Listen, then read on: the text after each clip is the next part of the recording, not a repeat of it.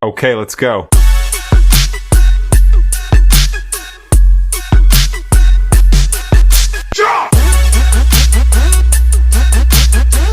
Fala pessoal, sejam bem-vindos a mais um episódio do Consultório de Investimento.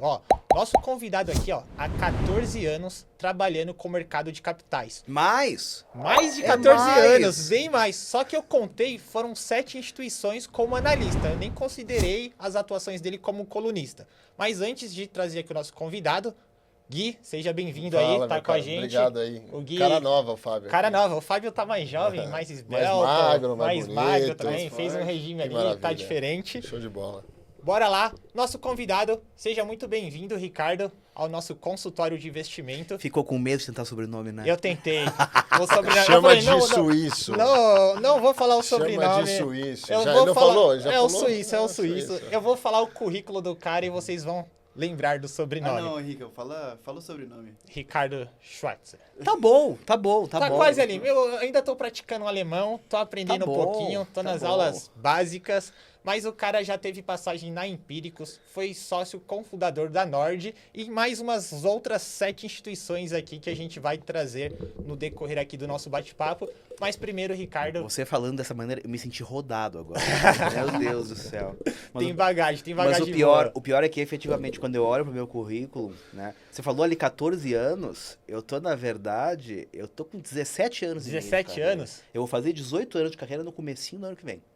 Boa, legal. Tô até preparando a piadinha, né? Há 18 anos agora, né? Maioridade no mercado e tudo mais. Já tô desde então pensando. Pode começar a beber. pensando em qual... Né? posso começar a beber. Posso começar a beber já. Ricardo, começa contando a sua história pra gente, como que você começou no mercado, e aí a gente vai conduzindo aí a conversa, mas começa primeiro Beleza. falando de você, quem que é o Ricardo, o que que você faz hoje, como que você começou. Beleza, então. Henrique, obrigado. Guilherme, obrigado. Saudações para todos que nos assistem. Muito obrigado pelo interesse, né? E antes deles falarem, eu já peço para vocês deixarem o like, se inscreverem, ativar o sininho. Todas essas coisas que eles precisam falar 1 milhão de vezes.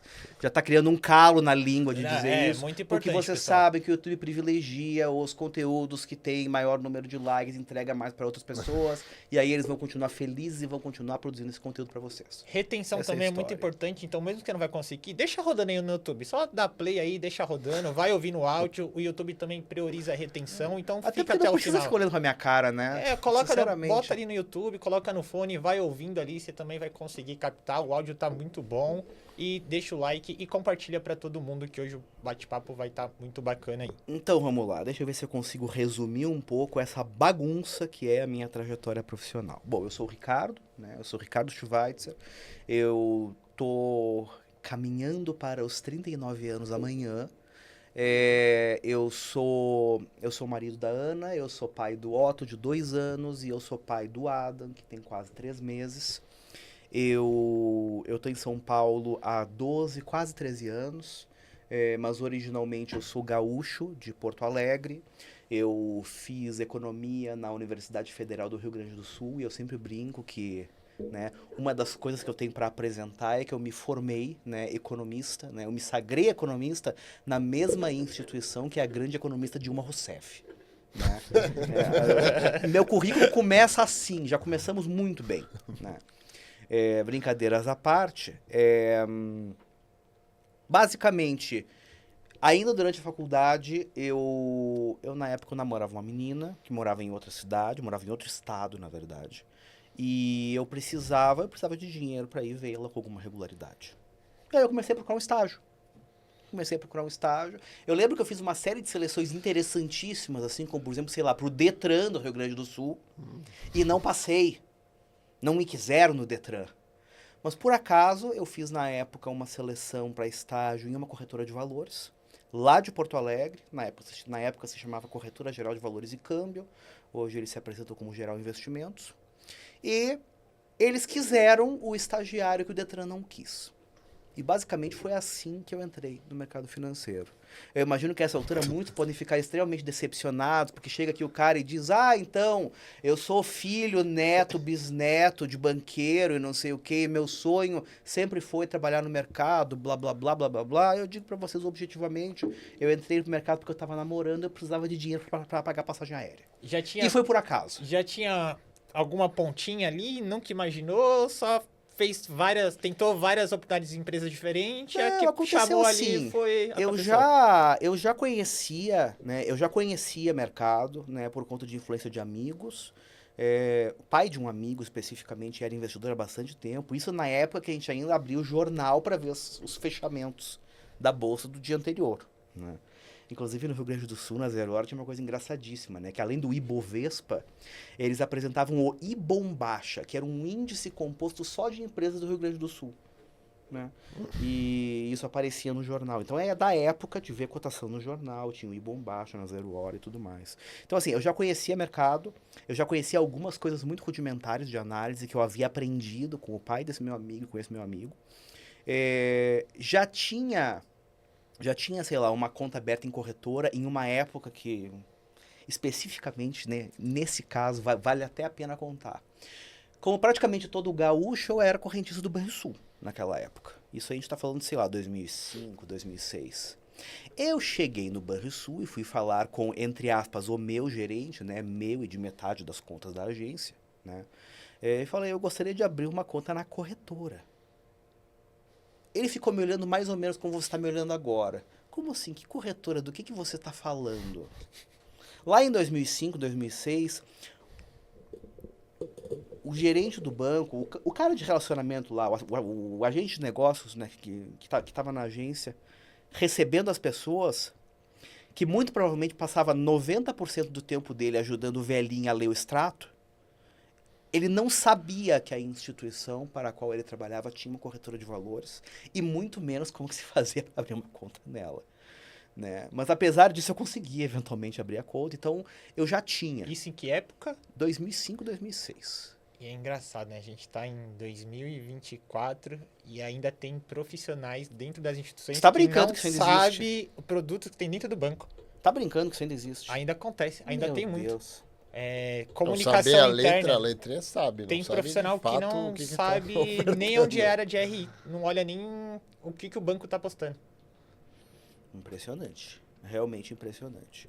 Mas aí, enfim, eu tinha lá os meus investimentozinhos com as minhas enormes economias, como vocês podem imaginar, né? Enfim, eu venho de uma família remediada, eu sou filho de professora do estado, meu pai viveu a vida inteira financeiramente muito mal, então assim, eu comecei meio do zero, efetivamente. E aí calhou que, enfim, naquele momento eu tava namorando e eu precisava de uma bolsa de estágio que me permitisse pagar uma passagem aérea, graças a Deus naquela época existia a Webjet, né? Uma passagem em Porto Alegre-Curitiba, que era onde morava minha namorada da época, era baratinho, era, sei lá, R$49.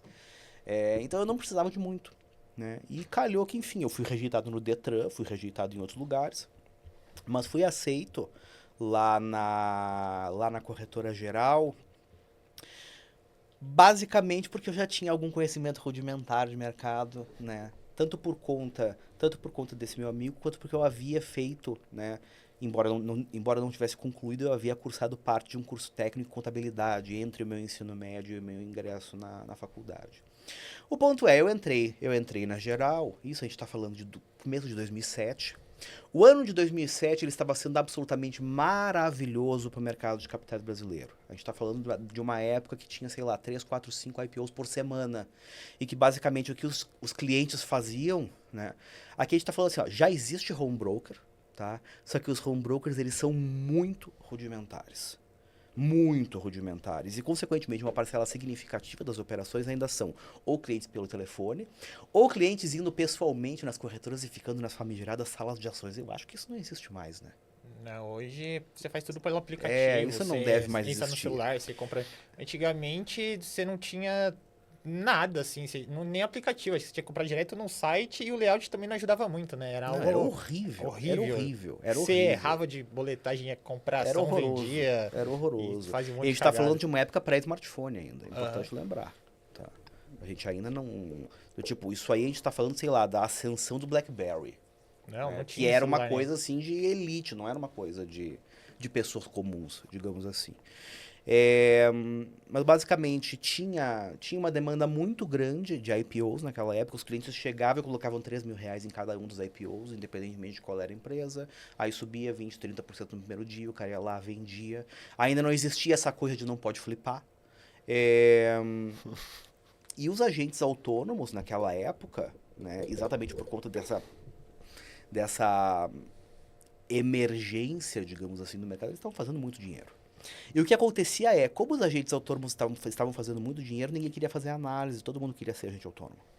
Eu lembro especificamente que, como eu comentei, eu fiz economia na Federal do Rio Grande do Sul. O prédio da economia, ele fica ao lado do prédio do direito. E entre os dois prédios, na hora do intervalo, sempre formava uma rodinha de pessoal do mercado financeiro, cada um com a jaqueta da sua respectiva instituição, todos contando como estavam fazendo dinheiro, como eram muito mais espertos do que os seus pais e toda aquela coisa assim. Era um momento de uma efervescência muito grande.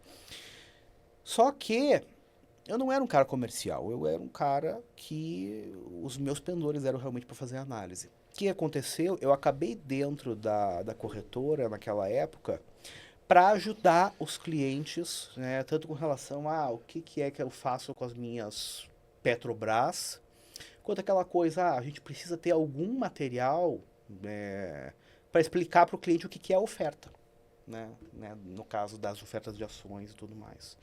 E, obviamente, não podia dar recomendação, né, porque fazia parte do sindicato de distribuição, mas dizer, por exemplo, essa tal de JBS, isso aqui é um frigorífico, né. Eu nunca vou esquecer de um assessor na época, né? Vinha aquele monte né? E o cara no telefone, tem uma outra aqui, Friboi, frigorífico boi, isso aqui deve ser um frigorífico. Eu lembro nitidamente dessa cena até hoje. E eu entrei lá basicamente para começar a dissecar essas coisas. E assim, nessa época, ainda existia um resquício de mercado de capitais em Porto Alegre, muito significativo, ainda da época que as bolsas não estavam unificadas na B3. Né? Por quê? Porque lá em Porto Alegre tinha a Bolsa de Valores do Extremo Sul, que pegava Rio Grande do Sul e Santa Catarina, que era a bolsa maiorzinha da região sul. Ainda tinha isso? Ainda tinha a estrutura, mas já era Bovespa. Já era Bovespa. Né? Só que como existia a Bolsa do Extremo Sul, tinha muitas corretoras regionais lá. Sim. Né? Tinha, sei lá, tinha a Geral, tinha a Sólidos, tinha a Pila, tinha Diferencial, tinha mais tantas outras. E ainda tinha outras coisas, né? O Sicredi tem sede lá até hoje. A gente tinha a Geração Futuro, que nessa época eu acho que ainda era corretora, mas logo depois viraria banco. Eventualmente seria comprado pela Genial. Então, assim, tinha um núcleo de mercado financeiro fora do eixo Rio-São Paulo, em Porto Alegre, por conta lá de reminiscências da Bolsa do Extremo Sul. Mas, basicamente, eu entrei no mercado dessa maneira e, como eu havia mencionado, ninguém naquela época queria ser analista. Inclusive, pessoas que eram analistas estavam pedindo descredenciamento, fazendo Ancor. Na época era Ancor, ainda não era Ancord. Porque era um negócio muito melhor você ser agente autônomo. O mercado foi. Eu acabei ficando pouco tempo por lá porque me surgiu uma oportunidade melhor em uma asset, lá mesmo, em Porto Alegre, onde eu fiquei por, acho que uns 2 anos e tanto, que foi chama-se Advisor, né? Essa instituição existe até hoje. Só que lá existia, na época, uma escassez muito grande de profissionais, exatamente porque todo mundo virou agente autônomo. Né? Então, existia uma escassez grande de profissionais de análise, de gestão. Depois de mais ou menos uns 2 anos e meio de advisor, me surgiu uma oportunidade de ir para um fundo de pensão. Né? Qual era a situação que existia naquela época? Isso aqui a gente está falando de 2009. Se a gente está falando de 2009, eu tinha 24 anos, 24 para 25 anos.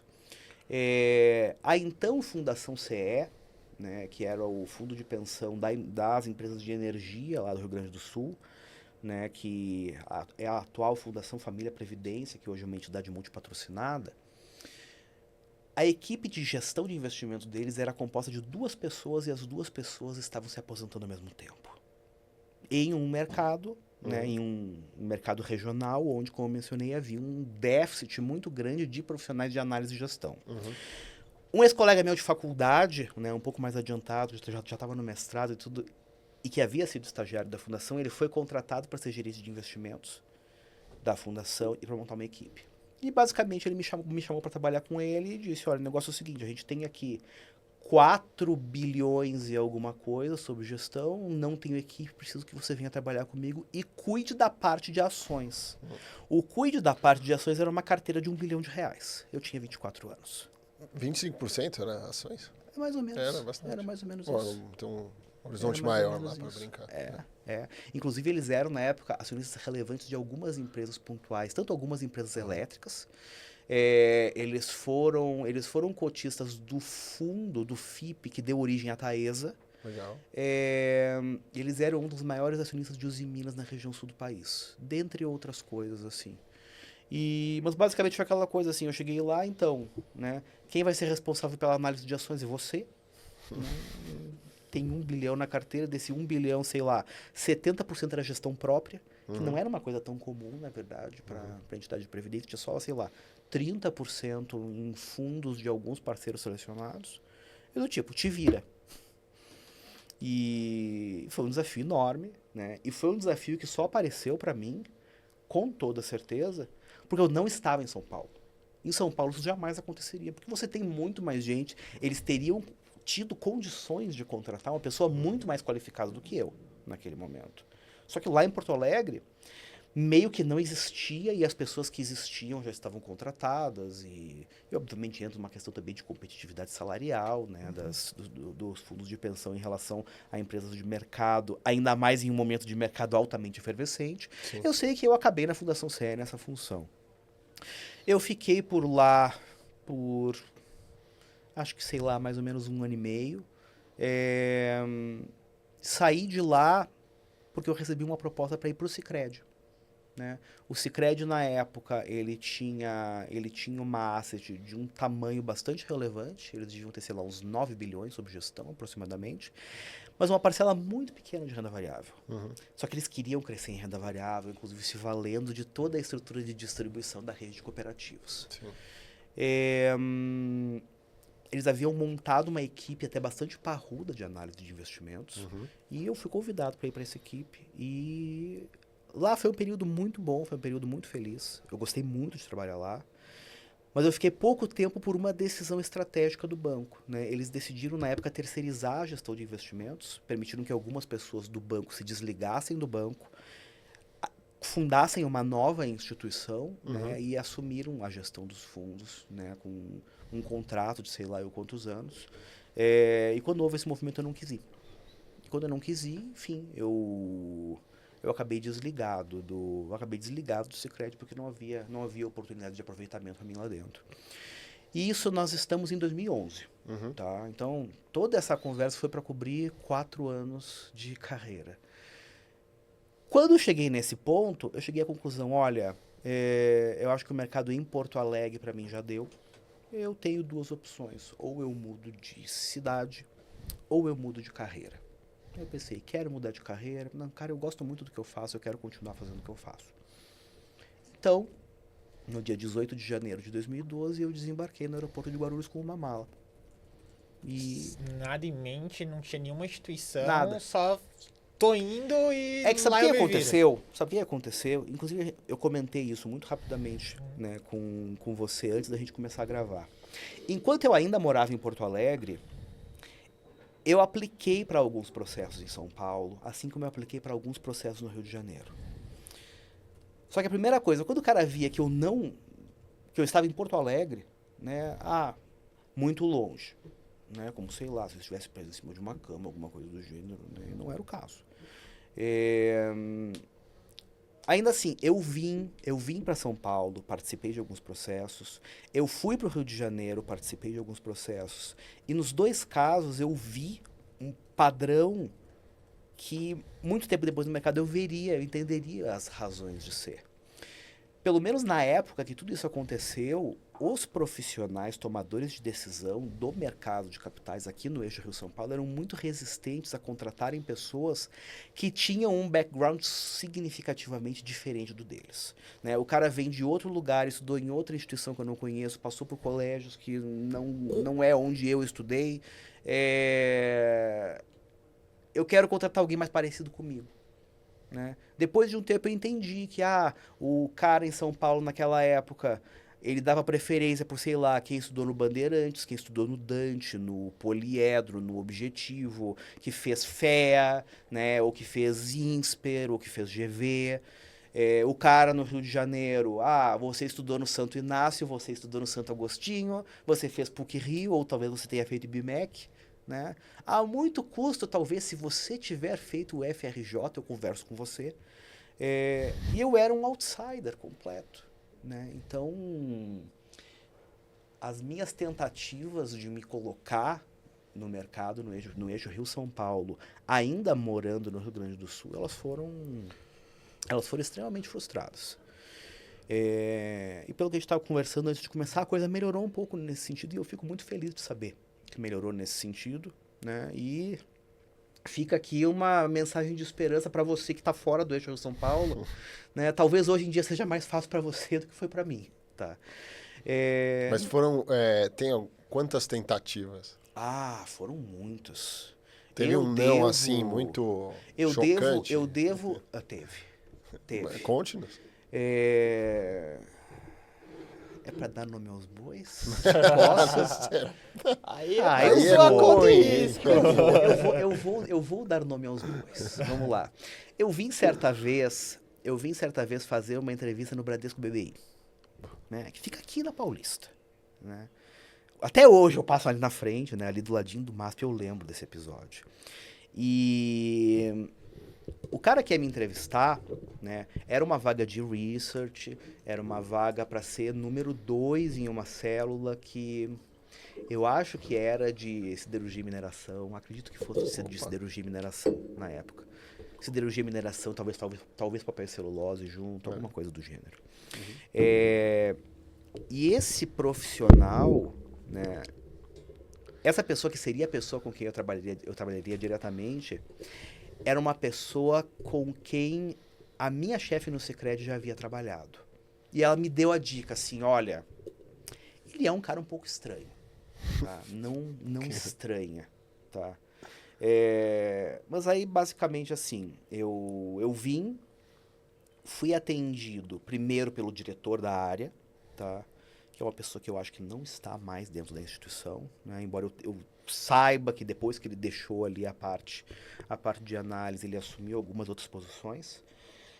Foi extremamente pedante comigo, claramente assim, ele estava zero interessado no que eu tinha para falar.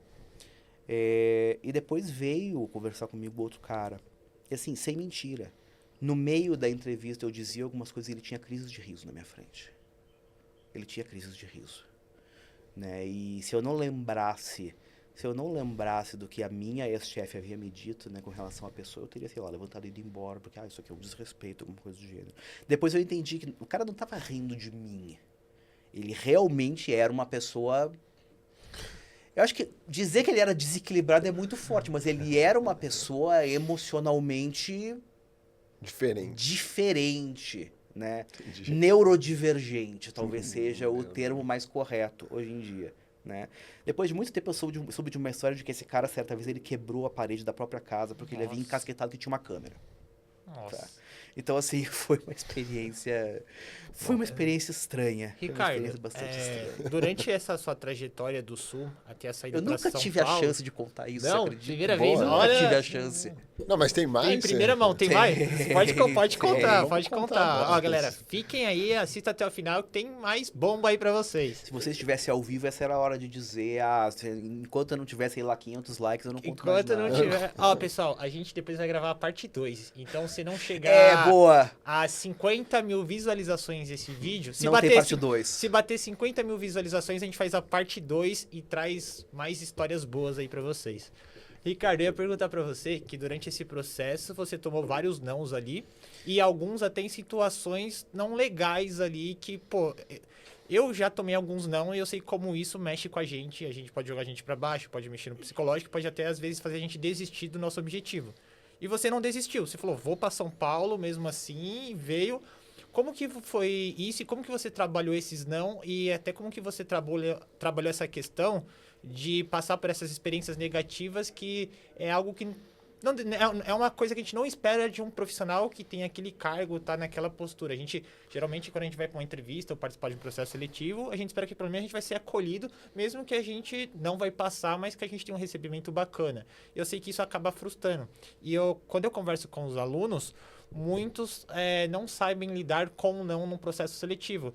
E às vezes ele é reprovado e aí ele começa a se desmotivar e ele desiste ali no caminho, e às vezes era algo pontual ali que ele poderia ter melhorado, só que ele deixou se abalar e provavelmente ele poderia ter uma carreira fantástica, estava super bem no mercado financeiro, só que ele não conseguiu superar esse não. Como que você Eu vou dar para isso? você uma sugestão, tá? Eu acho que dentro dos módulos dos cursos de vocês deveriam ter um módulo só de histórias do mercado, para dar a oportunidade do pessoal que está chegando há menos tempo, digamos assim, ter um senso de perspectiva de como as condições do mercado financeiro de capitais no Brasil hoje são melhores do que já foram, né?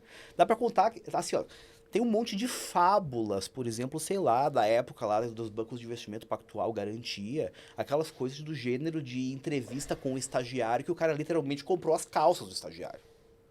E o cara topou, você me vende as calças por R$50, vendo, tá aqui, ó, fechado, dá o 50, dá a calça. E o cara ia embora de cueca, tá?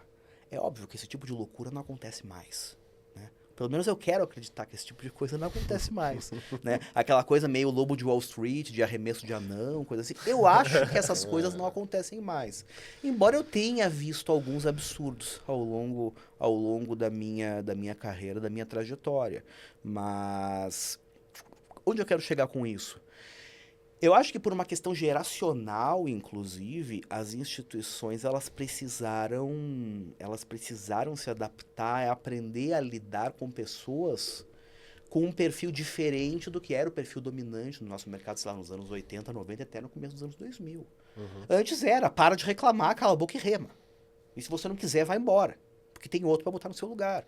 Hoje em dia não, hoje existe uma preocupação efetivamente de gestão de pessoas, blá, blá, né? O RH não é para rodar a folha de pagamento. Existe efetivamente, né, como os nossos profissionais estão se sentindo, obviamente mais em algumas instituições do que em outras. Pesquisa de clima, tentar criar um ambiente amigável de trabalho. Isso até hoje, dentro de algumas instituições, eu tenho certeza que ainda em um nível muito superficial, que no fundo todo mundo quer o fígado de todo mundo, tá? Em outras, acho que a coisa já funciona um pouco melhor. Mas, respondendo objetivamente lá a tua pergunta, eu acho que tem alguns aspectos de trajetória pessoal que me ajudaram, tá?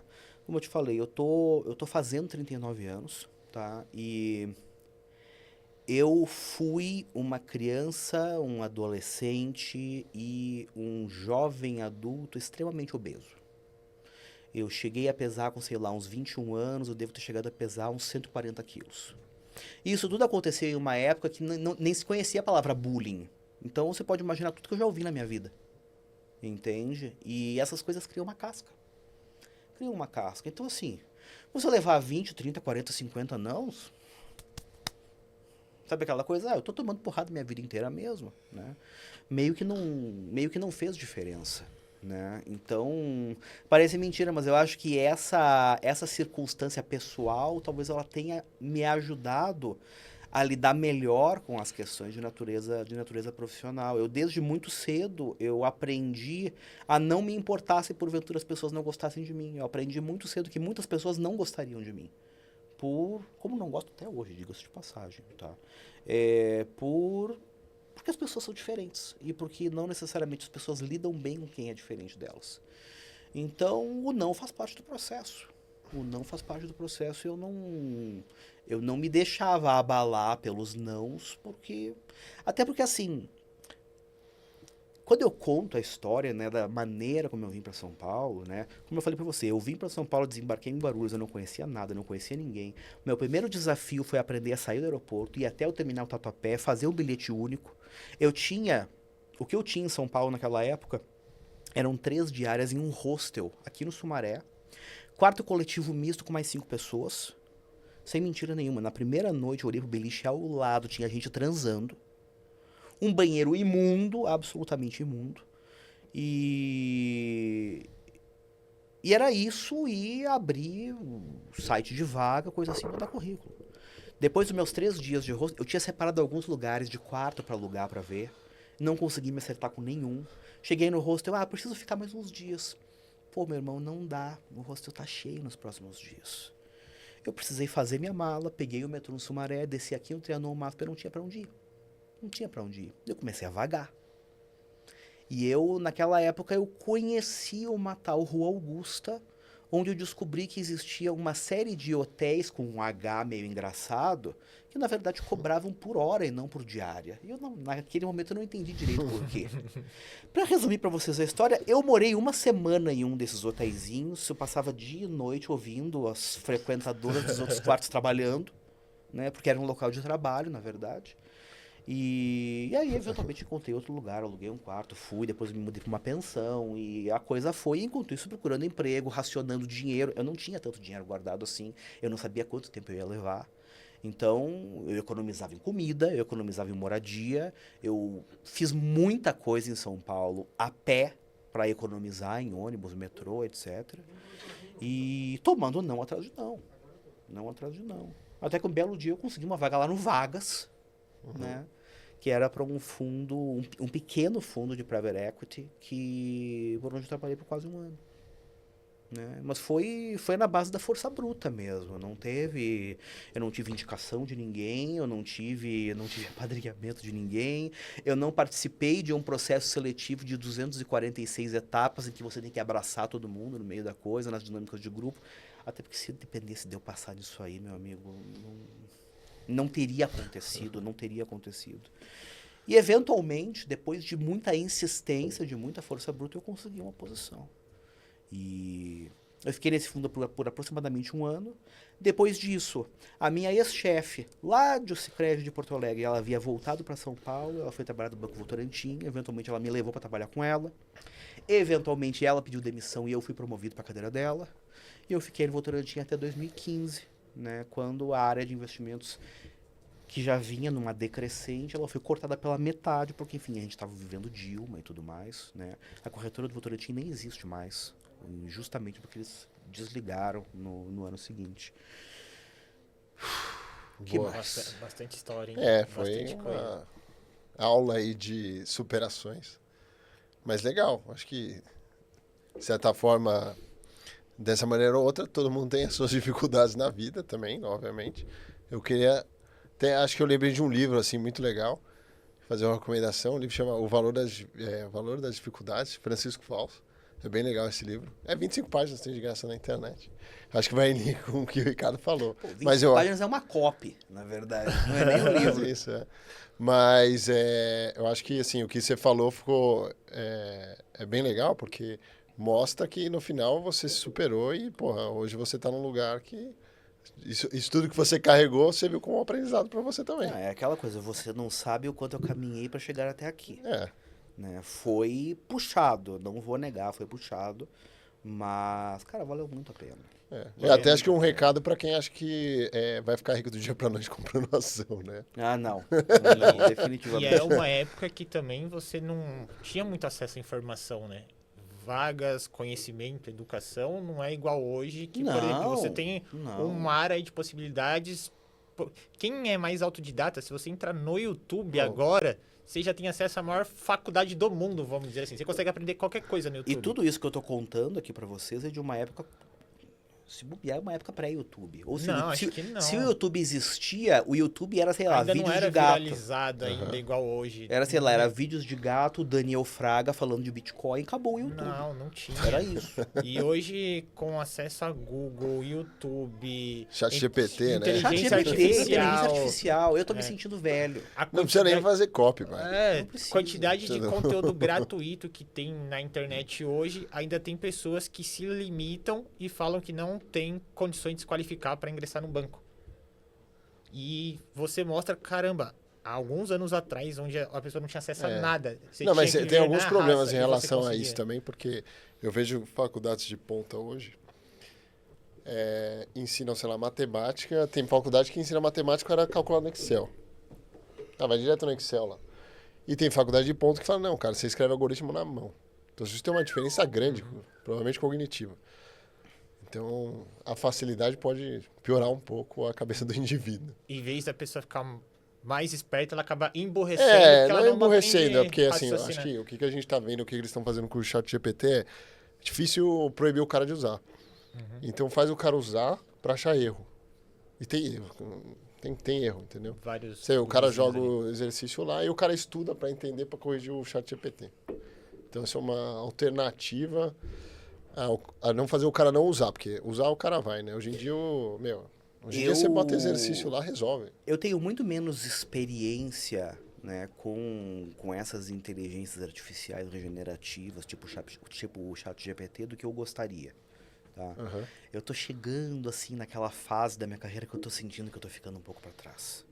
E tô tentando resolver isso, mas eu estou entendendo agora como que se sentia o cara de 40 anos quando eu tinha 20. Eu tô começando a entender. Porque é difícil você acompanhar, realmente fica difícil. Mas uma das coisas que eu percebo com relação, por exemplo, ao ChatGPT, que eu acho muito valioso, é que ele pode treinar você para algo que tem um valor gigantesco. Ele pode treinar você para fazer as perguntas corretas. Uhum. Né? Porque a qualidade da resposta que ele te dá depende muito da qualidade da pergunta que você faz. Né? É ao contrário daquela coisa assim que você pode usar o mecanismo de pesquisa do Google até sendo semi-analfabeto. Ele meio que vai entender o que você quer e vai te trazer. No ChatGPT não funciona assim. Você precisa conseguir expressar para ele o que você quer. Sim. Então eu tendo a acreditar que talvez essa geração que está agora sendo exposta a isso seja uma geração de perguntadores melhores. E eu digo para você com tranquilidade que uma das coisas que foi extremamente importante ao longo da minha carreira como analista foi saber fazer boas perguntas. Então, com relação a isso, eu fico otimista, viu? Eu fico bem otimista. É uma boa visão, porque quando a gente pega o pessoal falando sobre inteligência artificial, tem muito esse receio de como vão ser as próximas gerações. Porque hoje praticamente você tem tudo de mão beijada, né? Você acaba não estudando tão a fundo assim o assunto, né? Vamos pegar assim, generalizando a maioria das pessoas, porque o próprio chat ele já te dá ali praticamente. E muitas pessoas acabam nem parando para ler. Eu vi esses dias, não, já tem um tempinho. Tava até rolando no Instagram um print do cara que foi fazer uma reportagem ali para uma revista famosa. E aí ele pegou e postou. E no artigo saiu lá o comando que ele deu pro chat GPT. Aí saiu na revista. Eu não vou falar o nome da revista, porque é uma revista grande, mas saiu lá, o nome da revista, exame, autor tal. E aí tá lá, quero que você escreva um artigo para a revista, tal. Você falou. Você acabou de falar o nome da revista. Falei. Eu não vou Saiu falar aí, que foi no exame. Eu acho que foi, não tenho certeza. Se foi vocês que publicaram publicamente, tá na internet. Não tá é bom. eu que tô dando spoiler. Não, Mas eu não tenho certeza se acabou foi ela. tendo problemas financeiros, você não compra, a gente mas entende. Agora, vamos falar, voltando aqui das dificuldades, mas dificuldades agora, em termos de quando você tinha começado sua carreira, eu acho que você chegou a falar, 2007, né, todo mundo ganhava dinheiro pra caralho. Eu pulei a crise, né? Você pulou a crise, ainda bem, porque eu ia perguntar das crises, né? Então, Eu assim, peguei a crise. 2008, né, e o que tava Eu achei que o acontecendo- mundo ia acabar, velho. Aí eu queria que você passasse 2008, a crise da sua colega de faculdade e a crise da Covid. E depois a gente fala de tempo atual. E como é que foi isso na sua carreira? Vamos lá. Eu acho que isso é outra coisa pela qual eu sou extremamente grato, né, por tudo que Deus colocou no meu caminho do ponto de vista de destino. Eu entrei no mercado em um momento muito bom. Logo em seguida, eu vivi no mercado um momento muito ruim. Cara, eu tive a oportunidade de viver a crise lá de 2008, 2009, a crise do subprime, quando eu estava no comecinho do mercado. Eu tinha pouco dinheiro a perder, obviamente. Pura e simplesmente porque eu não tinha tido oportunidade de fazer grande dinheiro até ali, naquele momento. Então a minha preocupação fundamental era, meu Deus do céu, eu vou perder o meu emprego. Né? E talvez, nossa, esse mercado ele vai morrer, esse mercado vai acabar, eu vou ter que fazer outra coisa. Então, sei lá, eu não dormi, eu comecei a fumar, foi uma época bem maluca, assim. Só que eu tive o privilégio de trabalhar, naquela época com muitas pessoas com muito tempo de mercado. Eu trabalhei com muito cabeça branca naquela época. E eram caras que tinham vivido, por exemplo, toda a bagunça do Brasil nos anos 80 e 90. E, consequentemente, o cara que viveu o mercado de capitais no Brasil anos 80, 90, viu o Plano Real entrar, viu todas as dificuldades depois, viu a maxi desvalorização lá, pós-implantação do Congelamento lá de real, poupança. passaram pelo Collor, gente. Tipo, a crise de 2008, ela era mais uma crise, mas nem de longe ela era o cataclismo, qualquer coisa do gênero. E, consequentemente, eu estava preocupadíssimo e eu olhava em volta e eu estava vendo eles comprando. Estava vendo eles fazendo conta e comprando. E eu, esses caras estão malucos. Estão tudo caduco, não sabem o que estão fazendo. Ganharam um monte de dinheiro. E aquilo, acho que eu aprendi uma coisa valiosa aqui. Consequentemente, lá na frente, na Dilma, a Dilma é um caso particularmente interessante, porque assim, na Dilma, eu já estava em São Paulo, né? Quando eu vim para São Paulo, eu vim para outra realidade de remuneração e mantive um estilo de vida extremamente espartano. Então, parece mentira, mas o período até 2015, quando eu fui desligado do banco, foi um período que eu fiz muito dinheiro. Eu fiz muito dinheiro, basicamente porque eu ganhava bem, gastava pouquíssimo, e ainda tinha a oportunidade de investir. De forma que, quando veio a crise da Dilma, eu sabia que o mundo não ia acabar. Tá? A minha postura perante aquela crise já era outra. Só que a gente estava vivendo um momento de mercado de trabalho para profissionais de investimento muito ruim. Péssimo. Basicamente assim, tinha várias instituições que estavam saindo do Brasil naquela época. O Barclays tinha saído, o pessoal do Deutsche Bank tinha acabado de ser desligado, tinha um monte de gente boa, um monte de pessoas que eu sabia sinceramente que eram muito mais competentes que eu, que estavam desempregados. Então, qual era o meu sentimento naquele momento? Olha, talvez eu demore para me recolocar.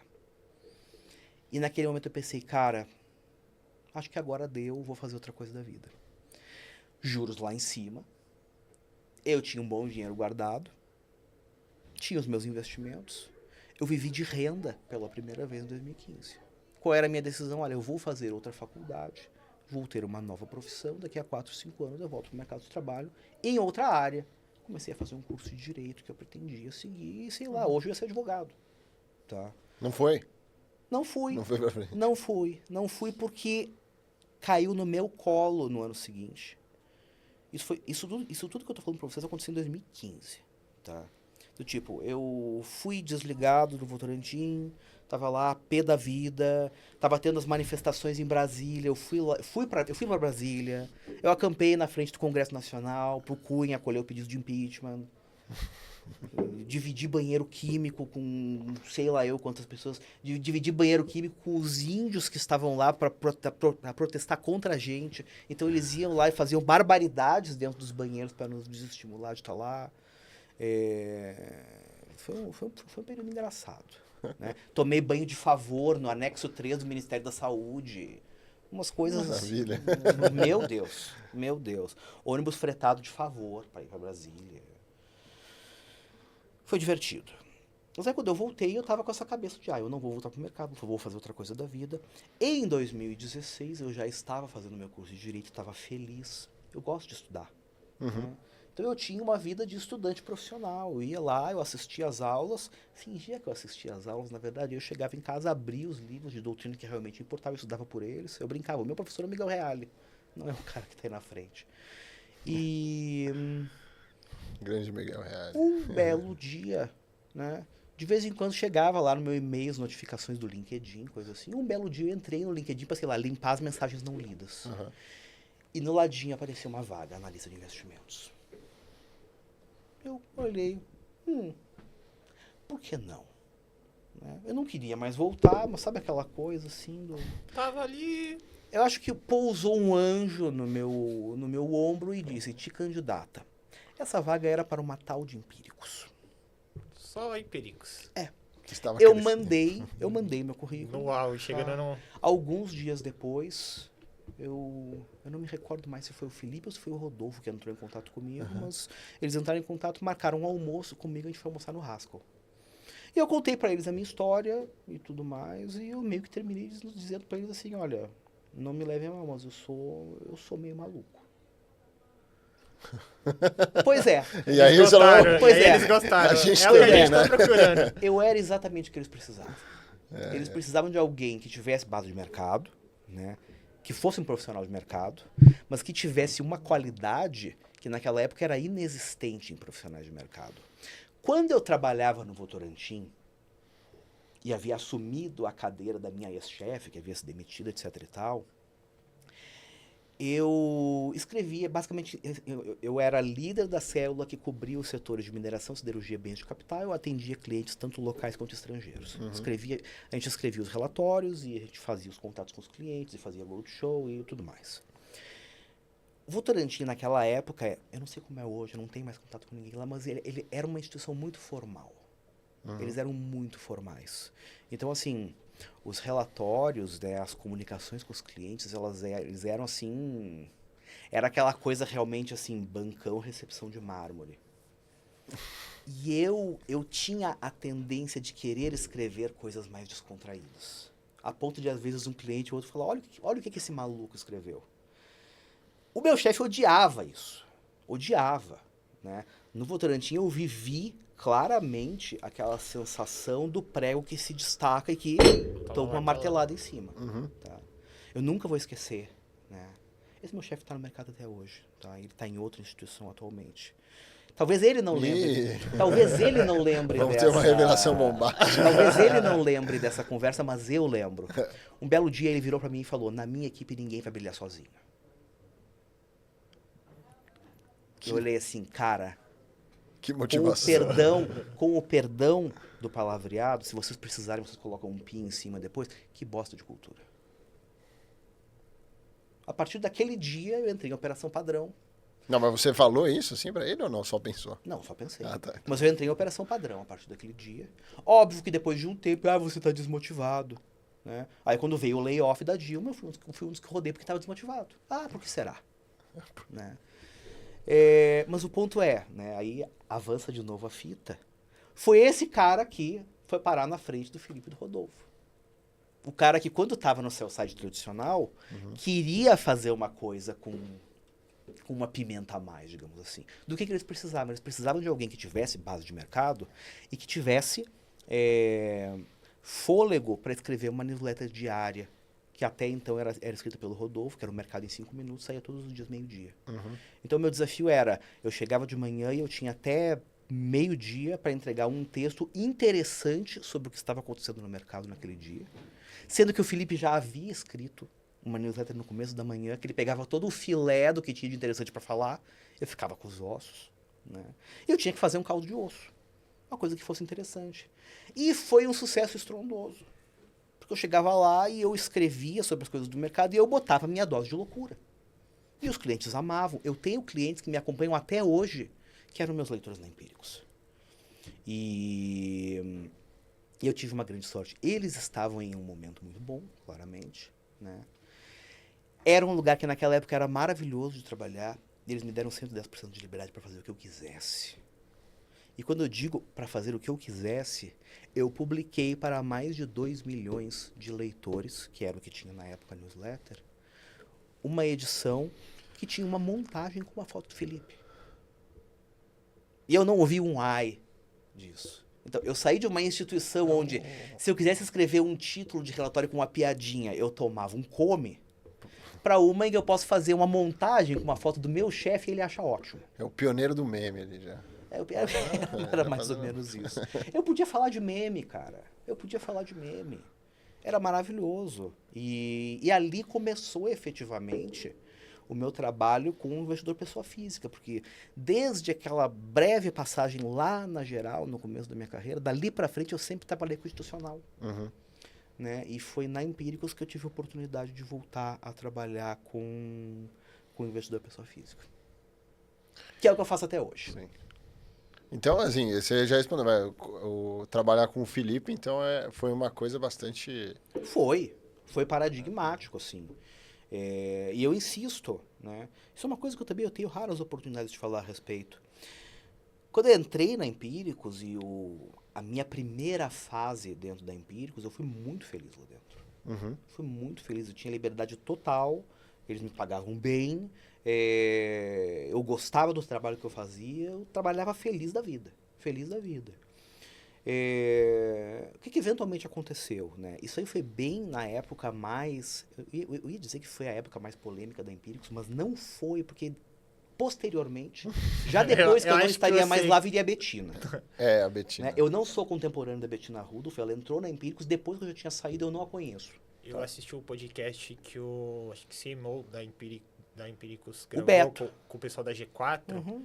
E aí, acho que se eu não me engano, acho que foi nesse podcast. E aí ele conta essa história da Betina que publicamente deu aquele tudo boom, mas para Empíricos mesmo não foi algo tão saudável, Não. porque até hoje, agora hoje eu não sei, mas na época ele falava que até hoje, quando fala Empíricos, remete que A Betina. a Betina. A E aí história não do- marca a Empíricos mais ao Felipe Miranda, os sócios fundadores. Sim. E aí, pra brand, isso acabou repercutindo negativamente. E aí, depois de não sei quantos anos, eles ainda colhiam saldos negativos de Sim. toda essa repercussão em tudo. Não, tendo trabalhado lá, conhecendo as pessoas, tudo mais, a primeira coisa que eu te digo, o Beto Altenhofen, ele é um gênio de marketing.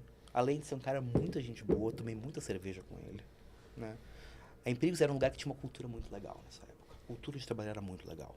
Porque ainda era uma empresa que estava ficando grande, mas com uma alma de empresa pequena, as relações muito horizontais, era um ambiente descontraído, era muito legal trabalhar lá.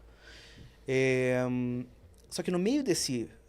Eu peguei exatamente a fase da aceleração do crescimento que culminaria em um processo de institucionalização. E era bem uma época que eles estavam em um conflito muito grande com a CVM. Né? Foi a época assim, do ápice do conflito entre Empíricos e CVM. Qual era o grande problema que existia ali? Eles, enquanto pessoa jurídica, eles podiam bater de frente com a CVM. Porque o que tinha de... A regra que vigorava na época, que se eu bem me lembro é a instrução 492, ela só alcançava os analistas enquanto pessoas físicas. Então, o que acontecia na prática? A Empíricos ia lá, fazia uma carta de vendas, né? Colocava uma promessa absurda, tá? Né? Ah, você vai ganhar não sei quantos milhões de % e não sei quantas horas, assinado Ricardo Schweitzer. O negócio vendia, um absurdo, mas quem recebia a cartinha da APMEC era eu. E com eles não acontecia nada. Isso, obviamente, começou a desgastar a relação. Eu levei um processo administrativo. Mas isso Na era muito dessa autonomia que vocês, como analista, tinham? Ou era algo estratégico do grupo? Que, Não, ó, era estratégico do grupo. É a agressividade do Né? marketing. Os analistas, eles não tinham qualquer tipo de ingerência em relação ao marketing. Eram coisas completamente separadas. Um belo dia eu abria minha caixa de e-mail e eu encontrava uma carta de vendas assinada por mim. Nem passava por mim o que seria publicado no meu nome. Entende? E a coisa começou a ficar ruim quando, já que a APMEC não conseguia atingir a eles, a APMEC começou a perseguir os analistas. Entende? Eu sofri um processo administrativo da APMEC quando eu já estava na segunda empresa do grupo, que era a Inversa, a atual Invi, que não é mais deles, né? Por conta de... Eu fiz um trabalho super extenso para fazer uma recomendação de uma ação de uma empresa que na época estava numa situação muito difícil, que era a Forjas Taurus, a atual Taurus Armas. A Taurus estava quase quebrada. Tá? Eu fiz um trabalho muito profundo de análise e recomendei compra. A, sei lá, R$1,70. Ganhei um caminhão de dinheiro com Taurus e, enfim, isso é outra história. Mas o ponto é, em cima da minha recomendação, eles fizeram uma campanha de vendas, né? Com uma carta de vendas que não foi escrita por mim, mas que saiu assinada no meu nome, né? Que era extremamente agressiva, né? E que me rendeu um processo administrativo que poderia ter custado minha licença. Entende? Eventualmente, enfim, eu consegui no âmbito administrativo demonstrar como que funcionava o negócio, né? Isso obviamente eu já não estava mais lá, né? Muito da deterioração da minha relação com ele teve a ver com isso, do tipo assim, gente, eu vou perder minha licença por causa de vocês. O que é isso? Né? O negócio de vocês vai continuar e eu vou fazer o quê? Vender cachorro quente? E Eventualmente, enfim, terminou um acordo, foi pago um valor simbólico e o negócio foi deixado de lado. Mas era muito complicado para quem era analista atuar lá naquele momento. Porque, enfim, o interesse da pessoa jurídica estava super desalinhado do interesse dos analistas enquanto pessoa física, né? E eram todos funcionários, né? Não era ninguém sócio, coisa assim. Então, sabe aquela coisa, né? Se der par eu ganho, se der ímpar você perde. Sim. Né? Era muito complicado. Mas até a coisa chegar nesse ponto foi um tempo muito feliz. Um tempo muito feliz, um dos melhores lugares onde eu já trabalhei. Eles eram muito agressivos lá, eu até participei, tinha uns cursos bons. Eu De era fato, assinante o do marketing era Palavra Estratégias. muito... Palavra que é do o estrategista. prazer Palavra do estrategista, estrategista, que ganhava um sim. livrinho, né? Uhum. E tinha um curso de opção lá, né? O curso era bom, né? O cara ensinava lá o que era opção. E, né, enfim, as dinâmicas, né? Uma coisa mais simples, mas, enfim, para um cara que estava começando. E a propaganda lá, porra, era assim, tipo, em 40 dias 1.000 vira 140 mil. Só que ele pegava uma carteira de opções que ele recomendava e ele só escolhia lá para dar os 140 mil as que deram O certo. famoso cherry picking. E, obviamente, isso na realidade era mentira, não, mas isso não acontecia. Se o cara comprasse Não era tão não fácil era mentira, assim. era uma versão estereotipada da né, realidade. exato, era uma versão estereotipada. E aí, obviamente, isso começou, que nem o Ricardo falou, começou Gerou um desconforto muito grande para na todo Mac. mundo. Não, e para as pessoas que depois compravam e falaram, cara, não é bem isso. O Beto, ele já deu entrevistas e participou de lugares onde ele explica, né, de maneira bastante resumida, então eu acho que eu posso falar, tá? Mas a base, né, da estratégia de marketing naquele momento era fazer, né, impactar o público com uma promessa absolutamente escandalosa, né? E meio que depois que o cara entra, dá pra ele a oportunidade dele entender que não era bem assim. Mas, o cara via, não era aquilo. Mas eu estou melhor agora do que eu estava antes de entrar, então eu continuo. Isso tem relação Pô, com a isso é estratégia É isso. Exatamente do isso. grupo americano, que chegou a comprar Sim, parte sim, da sim, Empíricos, sim, e sim. lá nos Estados Unidos eles são muito mais radicais Sim. e lá é comum. Então, quando É que esse lá- grupo parece que investiu na Empíricos, parece que era uma empresa de copywriter, Sim. e aí eles Sim. utilizaram essa estratégia que até hoje funciona muito bem, se eu não me engano. Se eu não me engano, acho que eles Agora utilizam até Financial hoje. é o nome deles. Assim, bem resumidamente, isso também é história pública, tá? A Empíricos, né, a primeira iteração da Empíricos, digamos assim, né? Eu não me sinto muito confortável de contar a história dos outros, mas isso é uma história pública, né? Eles tinham uma outra estratégia de marketing muito mais comedida e eles quase quebraram. Eles chegaram ao ponto de, sei lá, vender micro-ondas para pagar funcionário, tá? Isso foi antes de eu entrar lá, mas eles Bem no contavam. bem no começo, Bem no né? começo, tá? Eventualmente, esse grupo comprou uma participação na empresa e foi este grupo que apresentou a eles a estratégia de marketing. A estratégia de marketing da Empíricos, ela foi importada da Agora Financial, né? Em uma época que, inclusive, assim, mal se falava em marketing digital no Brasil, por exemplo. Então, os caras foram meio pioneiros. Quando eu trabalhava na Empíricos, eles precisavam formar copywriter, porque não existia no mercado. E essa fórmula, né, da Agora Financial salvou a Empíricos e transformou a Empíricos no que ela virou, tá? Eles têm... O que aconteceu com a Empíricos versus a Agora foi mais ou menos como a história do jiu-jitsu, né? Os japoneses inventaram o jiu-jitsu e os brasileiros aprimoraram e transformaram em uma coisa totalmente diferente, melhor e tudo mais. Foi mais ou menos isso que eles fizeram. Eles pegaram todo aquele framework da Agora Financial, passaram um bom tempo trabalhando em cima dele e a partir de um certo momento eles se tornaram a grande estrela do grupo, né? Isso tem muito mérito do Beto, da equipe do Beto. Inclusive, Beto, queremos você aqui participando do podcast com a gente, hein? Pô, Fica vale. o convite. Vale, o Beto é um monstro. Profundo respeito. Mas eles efetivamente eles conseguiram criar uma versão 2.0, digamos assim, do que era o marketing daquele grupo, né? E de fato, aquilo ali foi o que foi o turning point, digamos assim, o tipping point da história deles. Legal, bacana. E aí, como que foi a sua transição ali? Você chegou a ter a passagem na Nord. Queria que você contasse brevemente como que surgiu essa oportunidade de ingressar e até o seu momento atual, trazer um pouquinho da sua... hoje você também tem sua própria research ali. Sim. Aí eu queria que você contasse um pouquinho dessa oportunidade, como que surgiu. Como eu e vi, até desse só pegando o gancho, como que você teve esse mindset de agora eu quero empreender e vou ter minha própria research? Muito bem.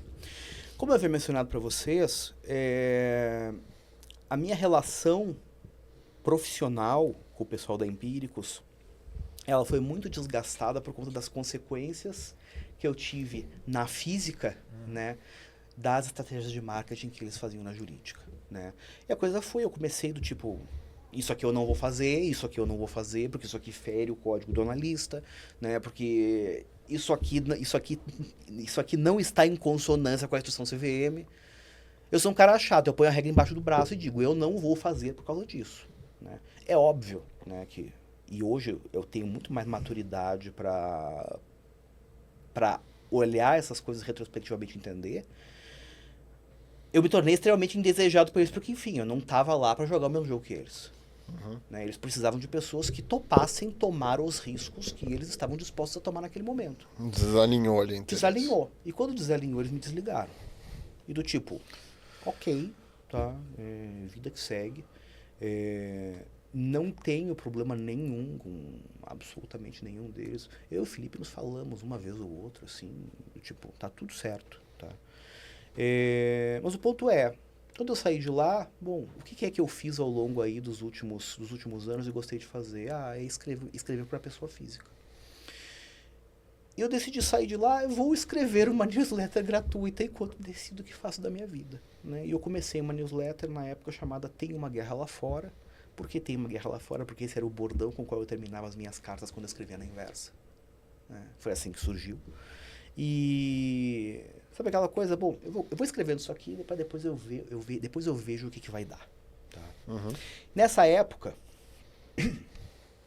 um ex-sócio, né, um dos sócios da Empíricos, né, um dos sócios menores da Empíricos, havia saído da empresa, né, alguns poucos meses antes. Né? Inclusive, acho que vocês já receberam ele aqui, o Renato. E logo depois que eu saí da Empíricos, outros analistas de lá foram desligados também. E quando essas pessoas foram desligadas, duas destas pessoas, mais o Renato, mais eu... Aliás, para ser mais preciso, quando duas dessas pessoas foram desligadas, foi um e depois outro, eu chamei, você não quer escrever isso aqui comigo? E eles começaram a escrever, eu tenho uma guerra lá fora junto.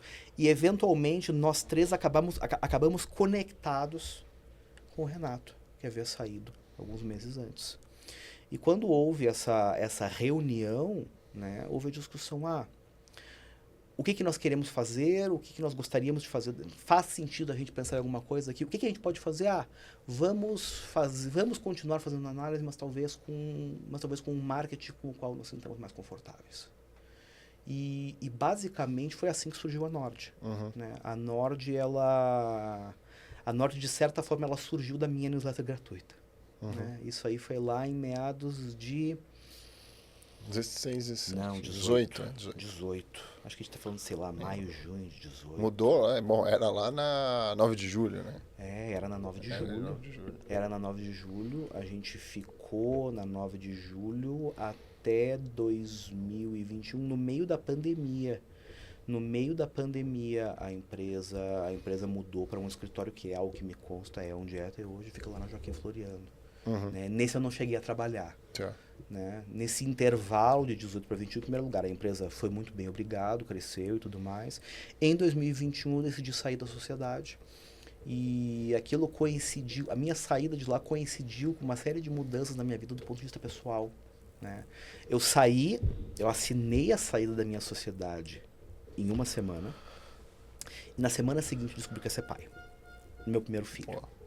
E aquilo mudou radicalmente minha vida, assim. Né?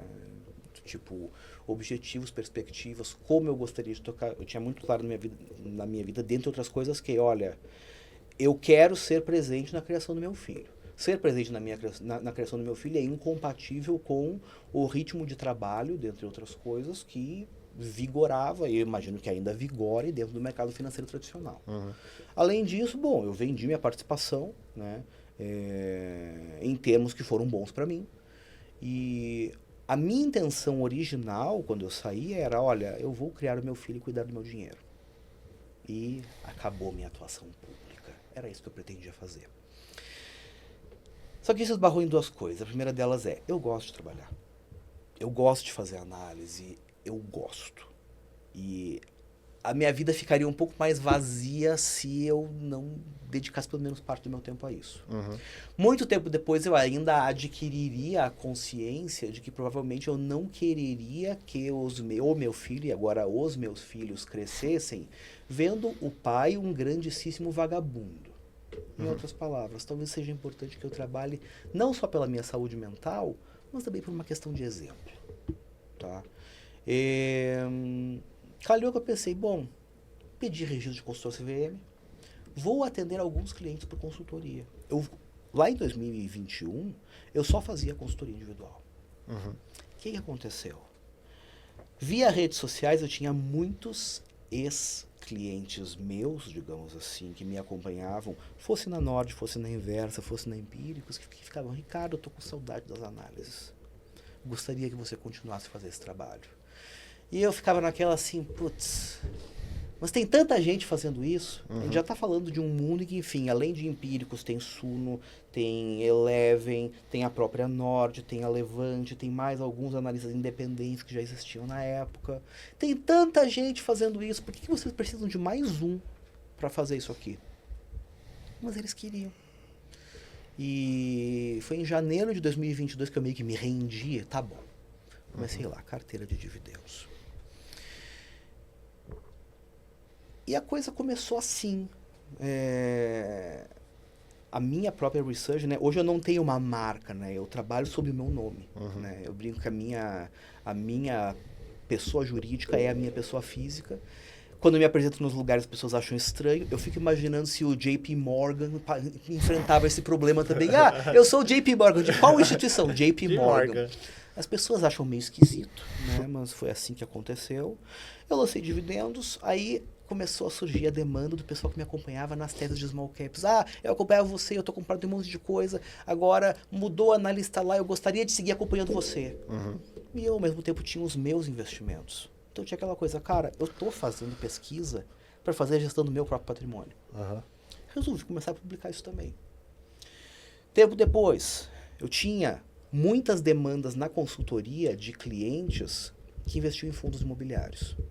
Eu próprio investi em fundos imobiliários e eu assinava um material de fundos imobiliários de uma casa que, num certo momento, descontinuou os produtos para a pessoa física. Hoje em dia eu posso falar, eu assinava o produto da Eleven. E, num certo momento, eu fui lá, queria renovar e eles, então não tem mais. Eu fiquei pé da vida com eles, né? Pô, como assim não tem mais? Vocês me deixaram na mão?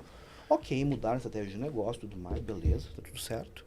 Mas eu pensei, bom, a única maneira que eu vou ter de ter a segurança do que eu estou fazendo em relação aos meus próprios investimentos e aos investimentos dos meus clientes é se eu também tivesse dentro de casa.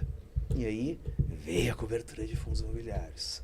Com renda fixa aconteceu a mesma coisa, veio a cobertura de renda fixa. Resumo da ópera. Hoje em dia eu tenho dentro de casa cobertura de ações com foco em dividendos, foco em small caps, fundos imobiliários, renda fixa e fundos de investimentos. Vai sair daqui a pouco também investimento no exterior. Pela mesma razão, eu tenho os meus próprios investimentos no exterior, eu tenho clientes de consultoria que têm investimentos no exterior, eu preciso oferecer uma informação embasada e eu não me sinto confortável de recorrer a trabalho de terceiro. Eu estou preocupado com o Otto e com o Adam. E aí? O Otto e o Adam são ótimos, tudo isso é possível porque existe uma equipe de 14 pessoas. Então está explicado. Isso, né? Eu trabalho bastante, mas eu consigo conciliar de uma maneira legal, né? Hoje, por exemplo, eu busquei o Otto na escola e eu dei banho nele para botar ele para dormir para soneca da tarde antes de vir aqui falar com vocês. Então, beleza. Boa, legal. Então deu para Agora à administrar isso noitinha aí. eu vou colocar o Otto para dormir de novo. Legal. E eu tô conseguindo equilibrar as coisas um pouco mais nos finais de semana também. Eu trabalho bastante, eu gosto de trabalhar, como eu falei para você originalmente, mas é evidente que eu não tenho condição de fazer tudo que eu faço sozinho. Não tem como. As costas também? Melhoraram muito. Eu fiz uma cirurgia muito grande de coluna em 2019. Não, mas eu falo mais para ninar a criança do que outra coisa. Não, isso aí tá tranquilo. Tá Eu tive um tranquilo. problema muito grave de coluna. Ah, é? Ah, não né? sabia. pegar umas fotos bem antigas, do tempo Aham. de Nord, principalmente, acho que dá pra ver. Ah, você teve um... Eu não... E eu operei em 2019 e minha vida melhorou muito com Uhum. relação a isso. Maravilha. Mas não, menina, eles é tranquilo. Perfeito, perfeito. Não, porque eu sofro. Lucão, coloca aí na tela pra gente as redes sociais do Ricardo. Ricardo, enquanto o Lucas vai compartilhar aqui, mostrar um pouquinho também das suas recomendações. Eu brinco, divulgar seu dentre outras Instagram, seus coisas, canais. né, que as minhas redes sociais são com o meu nome, que é bem difícil de escrever, pra realmente ter certeza que o cara que for atrás de mim é porque realmente tá com vontade. É um público muito qualificado. O cara tem que e querer. é um nome forte pra você ser o Deep Morgan do futuro. É um você, bom nome. Você é o Deep Morgan ou o Julius Baer, alguma É. coisa do gênero. Ó, esse aqui, ó, sobe mais um pouquinho, Lucão, só pra gente passar ali o arroba dele. Ó. Então segue lá no Instagram, Ricardo, eu vou soletrar, SCHWEITZER. Segue lá, Ricardo Schwarzer. Estamos também no... Eu ainda chamo de Twitter, vocês chamam de Twitter. X? De Eu X? ainda falo Twitter, Twitter, né? eu ainda X falo é meio Twitter. estranho, Desculpa, né? eu chamo de Isso Twitter. parece uma coisa estranha. Abre aí pra gente, Lucão. Parece outro tipo de conteúdo. parece outro né? tipo É meio estranho, eu ainda falo Twitter. Eu ainda tenho, eu tenho no meu site, eu escrevo uma newsletter também, embora a regularidade da newsletter deixe um pouco a desejar, não vou fazer segredo, porque eu sou só um, né? E sou eu que escrevo. E, enfim, estou no Twitter também. E Canal no YouTube. eu tenho uma presença no YouTube que ainda está lento ainda, tá? Eu tô produzindo pouca coisa no YouTube, porque produzir YouTube dá muito trabalho, gente. Vocês que estão assistindo isso aqui, produzir YouTube dá muito trabalho, é exatamente por isso que vocês têm que valorizar, deixar o like, compartilhar, se inscrever. ativar Coloca a o nossa sininho. entrevista lá, Ricardo. Já Com certeza, aproveita, com certeza. pessoal, que tá aqui, ó, já segue no Instagram, inscreve no YouTube, já deixa curtir esse vídeo também. Lembrando, hein, se esse vídeo bater 50 mil visualizações, a gente vai fazer a parte 2 Essa é a com parte dois. histórias aí que vocês nunca ouviram na vida. Lucão, coloca também o Instagram aí do Gui, pra galera também seguir o perfil do Gui aí no Instagram. A gente com faz a vergonha. parte 2 só contando histórias de consultoria. Boa. Né? Boa. Eu já atendi coisas inacreditáveis. GuiCater.br, pessoal, seguem o Gui aí também. E pra gente finalizar aqui, eu queria que você deixasse uma mensagem, uma dica para quem quer ser analista. Hoje eu vejo que é uma boa área, tem muitas oportunidades. Hoje eu vejo que você pode ser analista fugindo de só trabalhar numa research. Existem diversas outras instituições, mas isso ainda é muito pouco falado. E às vezes a pessoa tem o sonho, tem essa vontade, mas não sabe o caminho, como chegar, oportunidades. Então, para a gente finalizar, eu queria que você deixasse um recado, uma dica, uma mensagem para essa galera que quer atuar nessa área. Eu acho que nunca foi tão fácil, digamos assim, entrar no mercado de análise, principalmente por conta de internet, redes sociais e tudo mais. Eu conheço casos de pessoas que começaram produzindo, sei lá, conteúdo para o Instagram, para o YouTube e acabaram dentro de instituições. Essas coisas acontecem, essas coisas existem. Qual é a grande questão relacionada à análise? Existe muita gente produzindo coisa igual. E o que o público, o que o cliente valoriza de um analista é a capacidade dele de olhar as coisas de uma ótica diferente. Como você constrói uma ótica diferente? Isso vem muito da sua capacidade de conectar pontos de diversas coisas da sua vida na hora de você olhar para uma empresa, na hora de você fazer o seu trabalho. Existem duas habilidades que são extremamente importantes para um analista e que são muito difíceis de encontrar em uma pessoa só. Que é, de um lado, capacidade analítica, que surpresa, né? Ou seja, capacidade de fazer conta. Em segundo lugar, capacidade de pensar e se expressar de uma maneira estruturada. Ou seja, a capacidade de transformar o número em uma narrativa e transformar a narrativa em um número. Encontrar isso em uma pessoa só, até hoje, é extremamente difícil. Eu tenho muito mais facilidade atualmente de encontrar pessoas que façam conta bem do que pessoas que saibam expressar as suas conclusões bem. Né? Ou seja, bons comunicadores dos seus próprios achados. Eu acho que quem conseguir conciliar o técnico com a capacidade de comunicação e com essa habilidade, essa arte de oferecer uma visão por um prisma diferente daquele da maioria, eu acho que tem um potencial muito grande de se encontrar dentro desse mercado. Dá trabalho, é uma atividade muito intensa, é uma atividade que não termina nunca, né? Tem uma frase lá do Albert Camus, com a qual me deparei há algum tempo atrás, que resume muito bem. Imagine Sísifo feliz. O mito de Sísifo, basicamente, é um mito, acho que, sei lá, da mitologia grega, provavelmente, né? Em que o cara é condenado a passar toda a eternidade empurrando uma pedra morro acima. E aí, quando tá quase chegando lá em cima, a pedra cai de volta. E ele tem que começar tudo de novo. E a grande sacada do Camus é nos fazer enxergar.